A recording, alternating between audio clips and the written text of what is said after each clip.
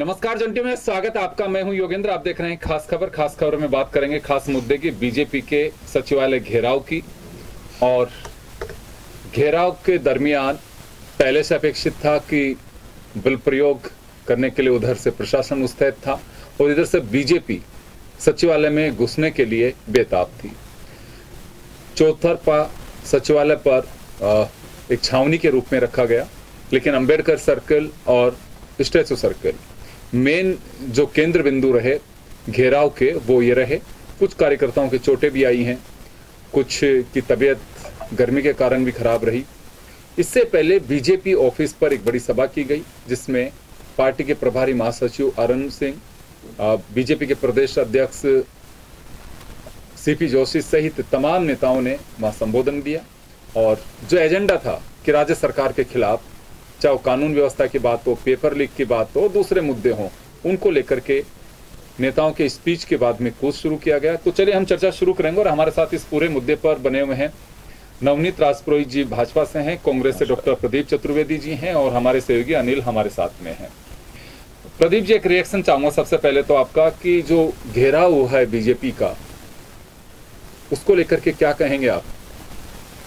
देखिए, देश में जो माहौल है और माहौल जिस तरह का हो रहा है उसे आपको देखना होगा कि देश में जो नफरत का माहौल चल रहा है और जिस तरह का वातावरण है उसमें देश बड़ी भयावह चिंता में है।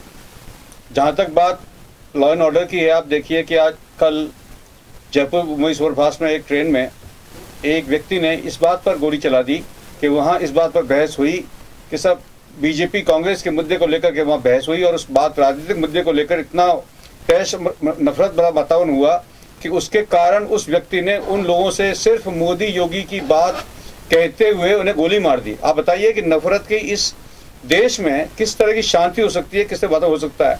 और जहाँ तक बात देखिए, हरियाणा जल रहा है, आज जो स्थितियाँ बन रही है, तो आप किस बात के लिए आंदोलन कर रहे हैं? सवाल यह है कि लॉ एंड ऑर्डर की बात कर रहे हैं तो देश में देखिए आप आपने क्या माहौल बना दिया है। नफरत का माहौल बनाकर देश की शांति व्यवस्था को आपने जो छिन्न भिन्न कर दिया है, चाहे मणिपुर की बात हो, चाहे अन्य जगह की बात हो, आप देखिए पूरे देश में शांति का वातावरण नहीं है, नफरत का माहौल है। और इस देश में जो भाईचारा और जो आपसी सहयोग था, मैं लगता हूँ उसमें एक नजर लग गई है और देश के लोग अब इस बात पे भयभीत हैं कि देश में प्रेम का वातावरण। लेकिन घेराव, आज के घेराव की बात मैं कहता हूँ आपसे, मुद्दा किस बात पे किया, आखिर किस मुद्दे के लिए इन्होंने किया?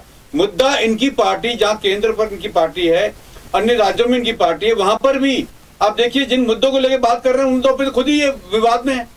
तो आज भी किया, आप बात रखते हैं 5 लाख इकट्ठे कर देंगे, आप इतने लोग इकट्ठे कर देंगे। इकट्ठे करने से आप ये जानते हैं कि भारतीय जनता पार्टी प्रदर्शन कैसे करती है, उसका आयोजन कैसे करती है। वो आयोजक अली हैं। प्रधानमंत्री की बात करो, सारी बीजेपी इवेंट कंपनी है, इसलिए भीड़ इकट्ठी करना बड़ी बात नहीं है। पर सवाल यह है कि भीड़ करने वाले जो लोग आते हैं, क्या वो उनकी विचारधारा के हैं, क्या उनके लोग हैं, क्या भाजपा के समर्थक हैं? सवाल इस बात का कोई प्रमाण देते ही नहीं है। और जहां तक आज रैली हुई उसमें सभी नेताओं ने अपने अपने व्यक्तित्व को लेकर अपनी छाप छोड़ने की कोशिश की। पार्टी का मजबूत करने का देख किसी का दिखाई नहीं दिया। सभी नेता जो मंच पर थे उन्होंने अपने राजनीतिक व्यक्तित्व को स्थापित करने का प्रयास किया, जिसमें कहीं पर भी नहीं लगता कि प्रदेश में सामूहिक रूप से कोई सरकार के खिलाफ आंदोलन किया। सिर्फ अपने अपने व्यक्तित्व को चमकाने का प्रयास सभी नेताओं ने किया। चलिए डॉक्टर साहब, मैं वापस लौटूंगा आपके पास में। नवनीत, आपके पास में आना चाहूंगा। अभी आपने प्रदीप जी को सुना, उस पर तो आपका रिएक्शन हो गई, लेकिन ओवरऑल अगर हम घेराव की बात करें तो अब उस पर क्या मानेंगे? देखिए योगेंद्र जी, एक बात तो आज स्पष्ट हो गई। एक बात मुझे बहुत अलग लगी आज। हर बार जब टीवी चैनल पे कोई चर्चा राजस्थान को लेके होती है तो राजस्थान के जो कांग्रेसी प्रवक्ता होते हैं वो ज्यादातर अशोक गहलोत की जो खोखली और दिखावे की योजना है उसको लेके ढोल पीटते हैं। और आज कम से कम ये इनके स्टैंड्स में चेंज देखने को मिल रहा है कि अब जनता और भाजपा की आवाज के साथ साथ कांग्रेस के प्रवक्ता और नेता भी ये मानने लगे हैं कि राजस्थान की योजनाओं की जो कभी धरातल पे उतरी नहीं उनके बारे में और राजस्थान के बारे में बोलने से कोई फर्क नहीं पड़ेगा। जब भी उन्होंने चर्चा तो राजस्थान और महाघेराव पे थी, जो आज ऐतिहासिक महाघेराव हुआ। और मुझे लगता है कि पिछले कई वर्षों में ऐसा महाघेराव राजधानी जयपुर में किसी दल द्वारा नहीं देखा गया, जो आज भारतीय जनता पार्टी ने जन आंदोलन के रूप में बार बार हमारे प्रदेश अध्यक्ष जी ने भी मंच से ये कहा कि जब कांग्रेस के किसी नेता ने या कांग्रेस के प्रशासन के किसी पुलिस कमिश्नर ने उनसे ये पूछा कि भाई साहब भीड़ कितनी इकट्ठे होने वाली है, तो माननीय प्रदेश अध्यक्ष जी ने उनको भी ये जवाब दिया और आज जनता को भी ये बताया कि मैंने उन्हें बोला कि साहब भीड़ आती होगी कांग्रेस के आंदोलनों में, हमारे आंदोलनों में भीड़ नहीं आती, हमारे आंदोलनों में कार्यकर्ता आता है, हमारे आंदोलनों में जनता जुड़ती है। इसीलिए कल की प्रेस कॉन्फ्रेंस में मैं मौजूद था जो राजेंद्र राठौड़ जी और सीपी जोशी जी ने ली, उसमें भी जब एक पत्रकार ने पूछा था आप कितनी भीड़ अपेक्षित है, तो हमारा शुरू से यही कहना है कि भीड़ होती है या जो संख्या है वो निर्धारित होती है जहां एक पार्टी का कार्यक्रम होता है। लेकिन भारतीय जनता पार्टी ने कांग्रेस के कुशासन और जो महिला, किसान, दलित विरोधी सरकार है उसके खिलाफ इसको जन आंदोलन में तब्दील किया, और जहां जनता भागीदारी बनती है वहां कभी भी आप संख्या का अनुमान नहीं लगा सकते। उस जनता की भागीदारी में संख्या 1 लाख भी हो जाती है, 1.5 लाख भी हो जाती है और 2 लाख भी हो जाती है। तो जहां ये तो जनता जुड़ चुकी है आंदोलन में, और जनता को अब समझ में आ गया है कि लाल डायरी के किस्से, ये गुडा जी का जो मैटर हुआ, भ्रष्टाचार, ये इस तरह के जनता बिल्कुल इस छल और कपट वाली सरकार से दुखी आ चुकी है कि वो आज सड़कों पे देखने को मिली, सामान्य आदमी आज सड़कों पे देखने को मिला, और भारतीय जनता पार्टी के इस महाघेराव में वो शामिल हुआ। और ऐतिहासिक महाघेराव आज भारतीय जनता पार्टी प्रदेश कार्यालय से सचिवालय की ओर निकला। मैं भारतीय जनता पार्टी का कार्यकर्ता होने के नाते गर्व महसूस करता हूं कि पार्टी आज जन जन की आवाज बनके और राजधानी में इस तरीके से सरकार को हिलाने का काम कर रही है। अनिल, आपके पास मैं आना चाहूंगा। देखिए, बीजेपी का अपना दावा है कि हमने इतना बड़ा आंदोलन किया, इससे पहले कभी नहीं हुआ। क्योंकि अरुण सिंह जी का आपको ध्यान होगा कि जब मंच से बोल रहे थे तो उन्होंने कहा कि मैंने अभी तक मेरी जिंदगी में इतना बड़ा आंदोलन ही नहीं देखा। और कांग्रेस है वो नहीं कहेगी कि सफल रहा नहीं रहा, वो अपना एजेंडा है। लेकिन पब्लिक पर इस आंदोलन की क्या छाप रहेगी? जो मोटिव साफ है, चुनाव सामने है, छाप की बात होती है। सरकार की योजनाओं की छाप हो या फिर विपक्ष के हल्ला बोल की छाप हो। अब ये वक्त आ चुका है कि मार्केट में कौन सा प्रोडक्ट बिकने वाला है, क्योंकि मार्केट सजा हुआ है, प्रोडक्शन तैयार है। अब छाप किसकी रहेगी? देखिए, छाप का जो असर है वो देखने के लिए भी थोड़ा समय लगेगा। जब चुनाव होंगे, चुनाव के बाद में जो नतीजे आएंगे वो ये तय करेंगे कि आखिरकार नहीं सहेगा राजस्थान किसको नहीं सहेगा, ये भी राजस्थान की जनता ही क्लियर करेगी। हालांकि ये अभियान भारतीय जनता पार्टी का है, लेकिन फिर भी इस कैंपेन में जनता के बीच में मैसेज जरूर है। आज बीजेपी ने जो मुद्दे उठाए, ऐसा नहीं कहा जा सकता कि राजस्थान में ये मुद्दे नहीं हैं। पेपर लीक का बड़ा इश्यू है।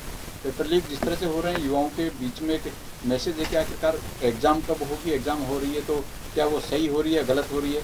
अपराध जिस तरह से बढ़े हैं, हालांकि ये नहीं कहेंगे कि राजस्थान में ही अपराध बढ़े हैं या फिर पेपर लीक की जो घटनाएं हैं वो राजस्थान में ही हो रही हैं, दूसरे प्रदेशों में भी हो रही हैं। लेकिन खासतौर से अगर राजस्थान के नज़रिए से इसकी चर्चा यहाँ पर की जाए तो कहा जा सकता है कि सरकार को इस एंगल पर ध्यान देने की ज़रूरत है, और दिया भी गया है। हमने देखा विधानसभा के अंदर बिल पारित किया गया, कानून में संशोधन किया गया, और हाल ही में जो सत्र रहा है उसमें भी ज़्यादा से ज़्यादा सज़ा कैसे दी जा सकती है इसका प्रावधान भी कहने कि पेपर लीक को रोकने की कवायद में किया गया है।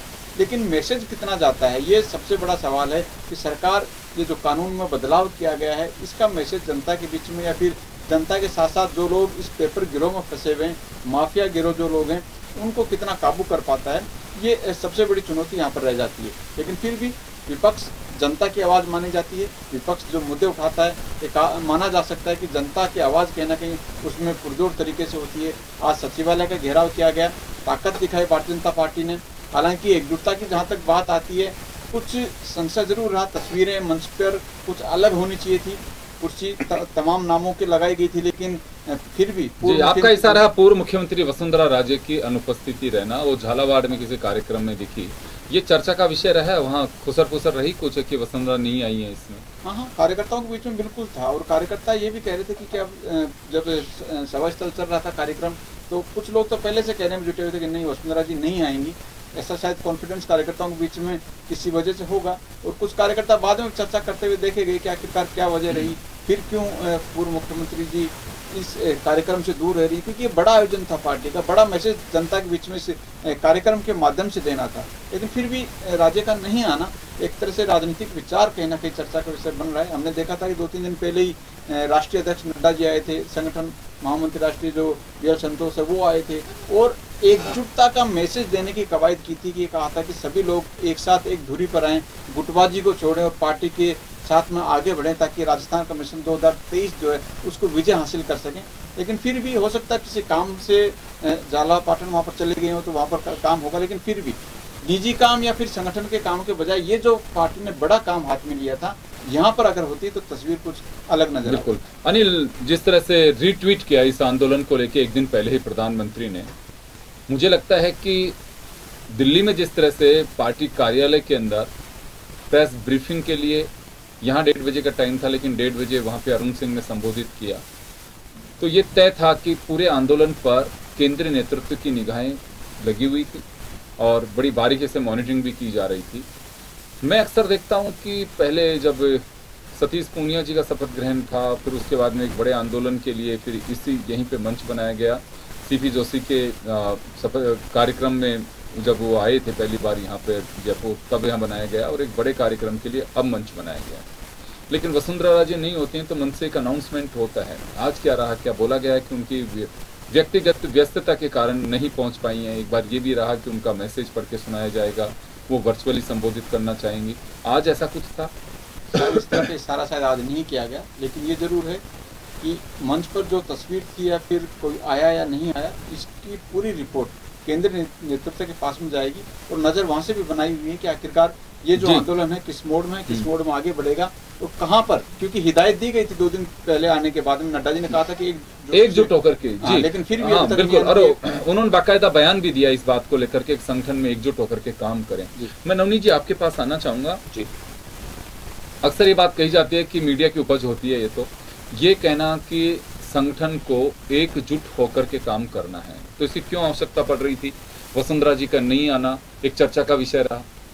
देखिए योगेंद्र जी के आपने जैसा कि कहा कि मीडिया की उपज है और हम तो इस बात को मानते हैं। आपकी पार्टी के लोग आरोप लगाते हैं। बिल्कुल सही कहते हैं। मैं वही आपको कह रहा हूं कि ये मीडिया और कुछ जो चर्चा और गॉसिप क्वींस जिनको हम कहते हैं इनफॉर्मल लैंग्वेज में, उनकी ये बातें होती है कि वसुंधरा जी नहीं पहुंची।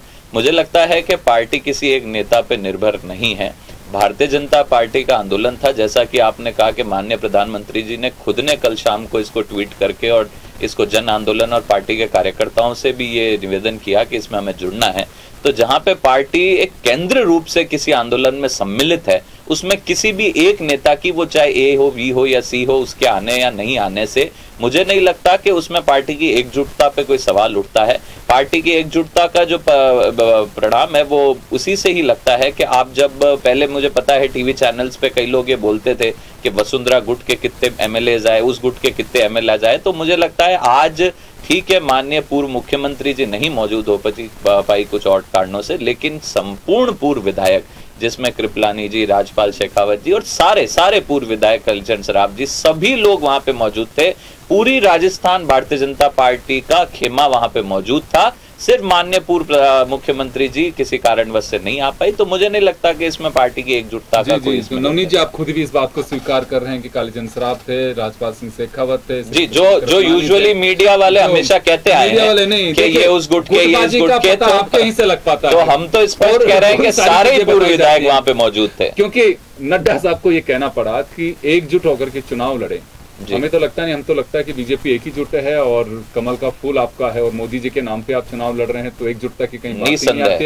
एकजुटता की नहीं, आपकी पार्टी के जब नेता कहते हैं, देखिए डॉक्टर का अगर कोई कहेगा कि सर हल्का पेट में दर्द है, अब वो चाहे स्वस्थ हो तो इलाज तो करना। देखिए Yogendra ji, internal differences party के पदों को लेकर भी कई जगह होते हैं, तो एक राष्ट्रीय अध्यक्ष होने के नाते या एक घर का पिता या बुजुर्ग होता है, वो भी हमेशा यही कहता है कि संपूर्ण परिवार को एक होके ही लड़ना है। तो ये तो बात स्पष्ट है कि ये एक जनरल संदेश भी हो सकता है, इसको किसी की तरफ इंगित ना किया जाए। जी चलिए, मैं प्रदीप जी आपके पास आना चाहूंगा। आपके वक्तव्य पे एक सवाल खड़ा किया नवनीत जी ने कि पहली बार कोई प्रवक्ता ऐसे हैं जो राज्य सरकार की योजनाओं का जिक्र नहीं कर रहे हैं। हालांकि मेरा जो सवाल है उसका आपने उत्तर दिया और थोड़ा सा जब डाइवर्ट हो रहे थे तो मैं वापस मूल मुद्दे पे भी आपको लेकर के आया। लेकिन बस बात वही आती है कि चुनावी मोड पे इस वक्त सभी पार्टियां हैं और मैंने पहले भी कहा कि एक मार्केट है भी ये, और मार्केट में आइडियोलॉजी की बात नहीं करूंगा मैं। अब छाप किसकी रह जाती है? क्या विकास योजनाओं के सहारे आप जो चुनाव लड़ेंगे वो छाप दे पाएगी, या फिर बीजेपी अपने जो आंदोलनों के जरिए जनता के बीच जा रही है उसकी छाप रह पाएगी? तो इसका किस तरह से काउंटर करेंगे? क्योंकि जनता की चॉइस है, वो चॉइस क्या रहती है? बीजेपी के आंदोलन या आप लोगों के विकास कार्य, राहत कैंप्स जो अब तक चलते आए? योगेंद्र जी, मैं मुद्दे से संबंधित बात जो आपने पूछी थी मैंने उसका जवाब दिया था। जहाँ तक विकास की बात है और जहाँ तक इन्होंने कहा कि परीक्षा लीक का मामला है, तो मैं कहता हूँ राजस्थान में गहलोत सरकार ने आजीवन कारा सजा का प्रावधान किया है इस नए एक्ट में। उसके साथ साथ अगर आपको ध्यान हो तो भाजपा में भी 3 परीक्षाओं के पेपर लीक हुए थे, उसमें उन्होंने सीबीआई जांच तो नहीं कराई थी या सीआईडी जांच तो नहीं कराई थी, उन्होंने कोई एसआईटी नहीं बनाई थी। 3 और 19 मुख्यमंत्री अशोक गहलोत जी के नेतृत्व में पहली बार सरकार ने जांच कराई, ये हमारा उद्देश्य था। उसके बाद हमने जो स्थितियां बनी उसमें जांच की, उसमें गिरफ्तार किए, कम से कम 100 लोग गिरफ्तार किए हैं और सब पे जांच चल रही है, उस पर आयोग बना दिया गया है। इसलिए अशोक गहलोत सरकार गंभीर है इन मसलों को लेकर। जहां तक विकास की योजनाएं हैं, हम राहत शिविरों को लेकर पूरे जिलों में मुख्यमंत्री स्वयं निगरानी करके आए हैं। पर चूंकि आज मुद्दा राजनीतिक है और रैली के संबंध में बात हो रही है, तो मैं उस बात पर आना चाहता हूं कि आप देखिए कि पहले ये लोग सचिन पायलट और अशोक गहलोत के मतभेदों की राजनीति कर रहे थे, कोशिश कर रहे थे कि सचिन पायलट को किसी तरह जोड़ तोड़ करके अपने साथ लें ताकि कांग्रेस में फूट हो, लेकिन ये उसमें विफल रहे। जिस दिन से अशोक गहलोत जी और सचिन पायलट जी और हम सब एक होकर पार्टी को मजबूत करने में लगे हैं, आपको ध्यान होगा सवाई माधोपुर में चिंता शिविर में इसलिए किया था कि ईस्टर्न राजस्थान में सीटें नहीं थी, 19 की 19 सीटें कांग्रेस के पास थी, तो इन्होंने सवाई माधोपुर में पूर्वी राजस्थान को लेकर अपनी राजनीतिक कमजोर स्थिति वहां किया। लेकिन उस चिंतन शिविर में उस पर चर्चा नहीं हुई, एकजुटता पर बात हुई। इनको लगा कि सचिन पायलट और अशोक गहलोत जी का जो सामंजस्य बन गया है, पार्टी एक और खड़ी हो गई है, इससे खतरा महसूस हुआ, तो इन्होंने वहां एकजुटता की बात की। इनके संगठन प्रभारी बीएल संतोष ने वहां कहा कि हमको एकजुट रहना होगा, हमको मतभेद बुलाने होंगे, तो उन्होंने पूर्वी राजस्थान की बात न करते हुए, ईआरसीपी की बात न करते हुए सिर्फ एकजुटता की बात की। और आज जो रैली जयपुर में हुई उसमें उस मंच पर प्रत्येक नेता अपने अपने राजनीतिक व्यक्तित्व को लेकर, अपने अपने अस्तित्व को लेकर चिंतित दिखाई दिया। अब सवाल इस बात का है कि आप देखें कि अगर ये पार्टी एकजुटता की बात कर रही है, महासंगठन प्रभारी मंत्री वहां आकर कह रहे हैं कि हमको एकजुट होना है, लेकिन आज के मंच ने साबित किया कि ये एक नहीं हो सकते, सभी अपने अपने राजनीतिक व्यक्तित्व को लेकर चिंतित हैं। और आज देखिए कि आज वही वसुंधरा राजे जिन्होंने कभी समझौते की राजनीति भाजपा में नहीं की है, उससे पहले भी उनके साथ कई चुनौतियां आई, लेकिन उन्होंने सत्ता के साथ, केंद्रीय सत्ता के साथ हाथ मिलाने से इनकार किया, उन्होंने अपनी प्राथमिकताएं रखी, अपनी राजनीति की, और आज भी वो अपनी प्राथमिकता को लेकर अडिग हैं। उनके साथ जिस तरह का व्यवहार हो रहा है, वो आने वाले समय में अगर ये उनको उचित सम्मान नहीं देंगे तो इसके राजनीतिक परिणाम देखने को मिलेंगे। हमारी जहां तक बात सरकार की है, हम अपनी लोक लुभावन योजनाओं से प्रत्येक सप्ताह में मुख्यमंत्री जी 2,500 से 3,000 करोड़ की सौगात प्रदेशवासियों को दे रहे हैं। बजट में जो भी प्रावधान है उनको करते हुए, उचित समाधान निकालते हुए जन जन तक वो पहुंचने की कोशिश कर रहे हैं। इसलिए हमें विकास की योजनाओं पर लोगों का जो भरोसा है उस पर मुख्यमंत्री जी ने खुद मॉनिटरिंग की है, इसलिए उस पर शंका नहीं है। शंका इस बात की है कि जिस तरह का माहौल बनाकर रैली बनाकर करना चाहते हैं, ये कहते हैं कि हम एकजुट हैं, हम रोज रैली कर रहे हैं, लेकिन सभी नेता एक मंच पर जाकर अपने राजनीतिक व्यक्तित्व को स्थापित करने का प्रयास कर रहे हैं, जो लगता है कि इनमें अभी भी एकता का अभाव है। और मुख्य प्रधानमंत्री नाम चुनाने की बात है, उसमें सभी लोग अपने आप को असुरक्षित महसूस कर रहे हैं और हर उस अपॉर्चुनिटी को गेन करने का प्रयास कर रहे हैं जो उनके इन राजनीतिक व्यक्तित्व को प्रभावित करने के बाद उन्हें मिल सकता है। अनिल, एक अभी जब हम चर्चा कर रहे हैं तो अशोक गहलोत ने एक ट्वीट किया है और उसमें कहा है कि भाजपा शासित राज्यों में महिलाओं के प्रति अपराध बढ़ रहे हैं। ये कड़वा सच है जो बीजेपी स्वीकार नहीं करेगी। एक बड़ा बयान अभी इस घेराव के बाद में आया है। दूसरी एक बात और मैं यहाँ देख पा रहा हूँ कि वसुंधरा जी की काफी कुछ चीजें अपोजिशन को, विरोधियों को, यानी कि कांग्रेस को मालूम है। राजेंद्र गुढ़ा साहब अब राजेंद्र मंत्री जी हो रहे हैं बीजेपी के लिए, तो ये कुछ बदलाव है? देखिए, सचिन पायलट जब कांग्रेस से या गहलोत जी से दूर थे तो भारतीय जनता पार्टी को पायलट साहब बहुत अच्छे लगते हैं। वसुंधरा जी जब थोड़ी दूरी बढ़ाती हैं या फिर ऐसा लगता है कि हाँ वो पार्टी के लेवल पर काम नहीं करे, तो कांग्रेस को भी अच्छा लगता है। और एक कांग्रेस के नेता भी कहते हुए दिखाई देते हैं कि हाँ वसुंधरा जी अगर आगे नहीं बढ़ी शायद बीजेपी पिछड़ जाएगी। ये राजनीति है, राजनीति में अक्सर लोग सीधे तौर पर तो नहीं कहते कि कुर्सी चाहिए, लेकिन ये लड़ाई ही कुर्सी की है। आज जो जंग है वो सरकार बनाने की है, उसके बाद में जदोजहद चलेगी कि आखिरकार अगर सरकार किसी पार्टी की बनती है तो कुर्सी किसको मिलेगी, और उस कुर्सी की दौड़ में कोई पीछे नहीं रहना चाहता। हाल ही के हालात हमने देखे थे, सचिन पायलट हो या हाल में मुख्यमंत्री अशोक गहलोत जी हैं, या फिर बीजेपी खेमे में देख लिया जाए तो सभी जो लोग हैं इस कुर्सी पर निगाहें हैं कि आखिरकार सरकार बनने के बाद में वो कुर्सी कैसे हासिल की जा सकती है। साम दाम दंड भेद तमाम जो चीज़ें हैं वो अपनाए भी जाते हैं, अपने जोड़ तोड़ भी बनाए जाते हैं।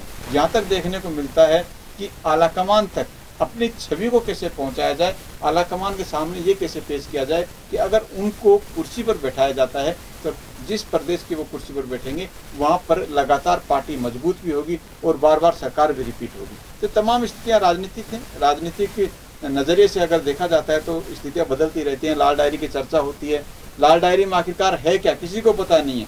लाल डायरी में काले कारनामे हैं या लाल कारनामे हैं, अच्छी चीज़ें हैं या बुरी चीज़ें हैं, लेकिन फिर भी एक हथियार विपक्ष को मिला है और मिलना भी चाहिए। विपक्ष ने जो आवाज़ उठाई बिल्कुल सही भी है, और इसका जवाब जो सरकार की ओर से जो मंत्री दे रहे थे इतने डिले क्यों दिए, इतने डिले में जो बयान आया 2 दिन 3 दिन उस बात को लग गए, तो तुरंत में अगर इसका क्लियरिफिकेशन होता या फिर सरकार की ओर से कोई प्रतिनिधि आके कहता कि लाल डायरी ये है, इस लाल डायरी में क्या है आप देख लीजिए, तो मुद्दा जरूर बना है। लेकिन फिर भी अभी तक लाल डायरी जैसी चीज़ें हैं, तमाम चीज़ें उस पर कुछ साफ साफ नज़र नहीं आ रहा। बिल्कुल अभी संशय की स्थिति बनी हुई है कि लाल डायरी में है, क्योंकि कुछ लोगों की जिज्ञासा भी बनी हुई है। हालांकि सरकार के स्तर पे ये भी कहा गया है कि ईडी और सीबीआई से बहुत सारी जांचें करवाते हैं, इस जांच लाल डायरी की जांच भी करा दीजिए, क्योंकि उसी दिन गोविंद सिंह डोटासरा और मुख्यमंत्री अशोक गहलोत ने कहा कि लाल डायरी की भी जांच हो जाए तो बहुत अच्छा है, केंद्र सरकार को इसकी जांच करा लेनी चाहिए और जो लाल डायरी लेके आए उन्हीं से पूछना चाहिए कि लाल डायरी दीजिए पहले तो, और उसमें क्या है ये जनता को भी बताना चाहिए।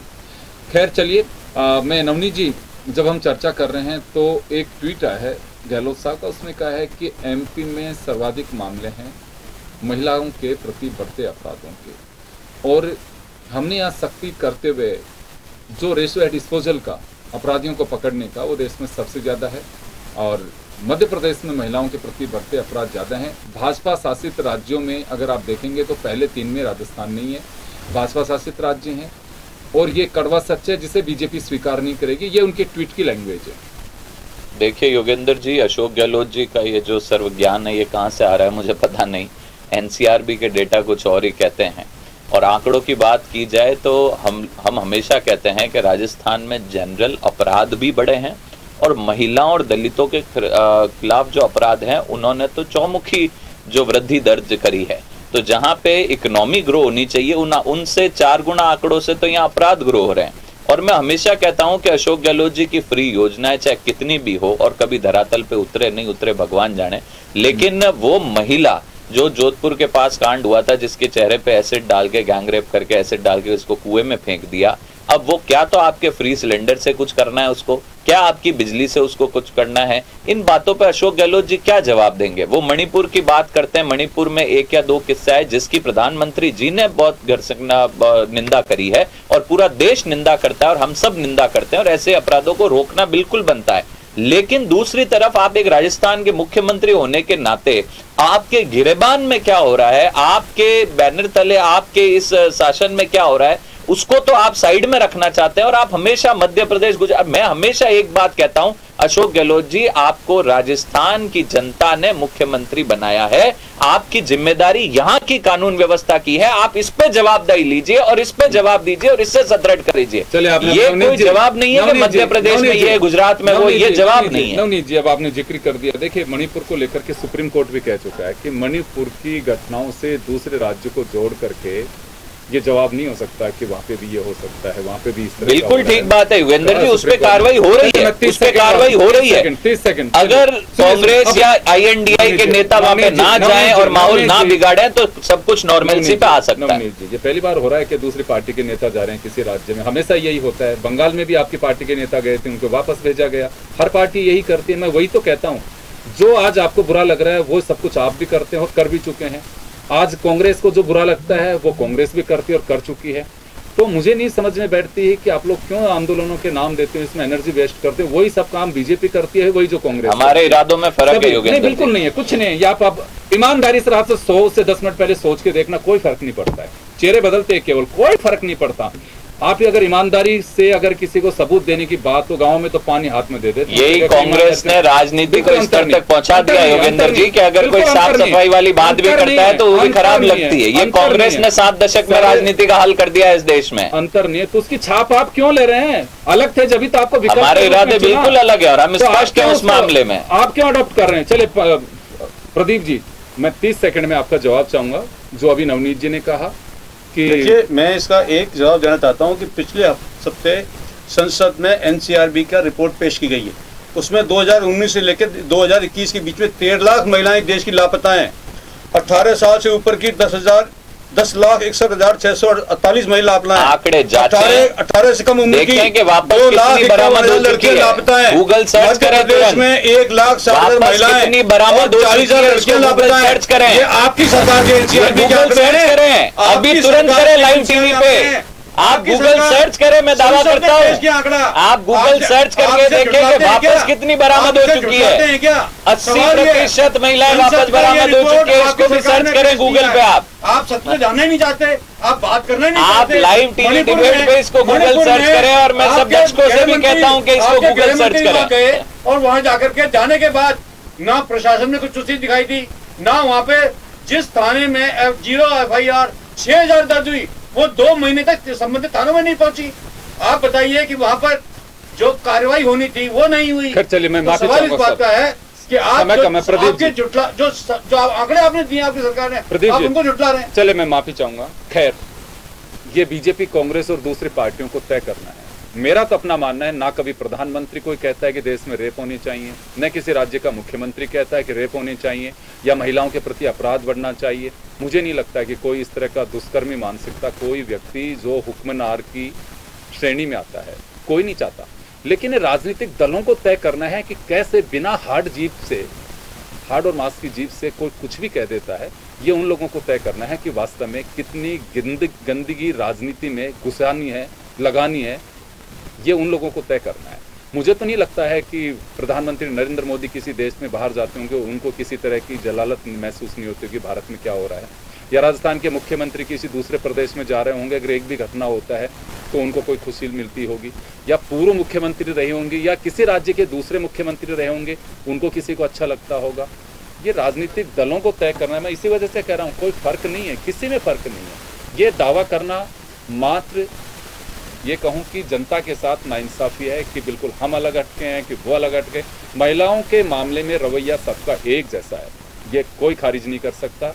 ये खुद एक बार अच्छे से देख लें राजनीतिक दल। मैं इसी वजह से कह रहा हूं, किसी राज्य में कोई नहीं चाहता कि हमारे यहाँ महिलाओं से जुड़ी किसी तरह के अपराध हों, कुछ हो। एक जगह पे एक बच्ची को बात नहीं करने पे रोड से मार दिया जाता है, दूसरी जगह पे एक 3 बच्चे ले जाकर के किसी का रैप कर देते हैं। कौन कहता है उसे? पुलिस वालों ने उकसाया, इस राजनीतिक दल ने उकसाया, या उस सिरफिरे को किसी दिल्ली में जाकर के किसी दूसरी पार्टी ने उसे कहा? कोई नहीं कहता है और कोई चाहता भी नहीं है। आप लोग आपस में एक दूसरे पे कीचड़ उछाल रहे। अगर आपके सामने भी कोई ऐसी घटना होगी तो मुझे लगता है नजरअंदाज नहीं करोगे, 4 चांटे आप भी ठोकोगे, जो कर सकते हो पुलिस के पास में जाओगे, उसको लेके जाओगे, मदद कर सकते हो। जब हमारे डीएनए में ऐसी चीजें हैं तो कम से कम महिलाओं को हथियार मत बनाइए राजनीति में। सिर्फ इतनी सी गुजारिश है। बहुत बहुत शुक्रिया आप सभी का, और खास खबर में इतना ही। दीजिए इजाजत, नमस्कार।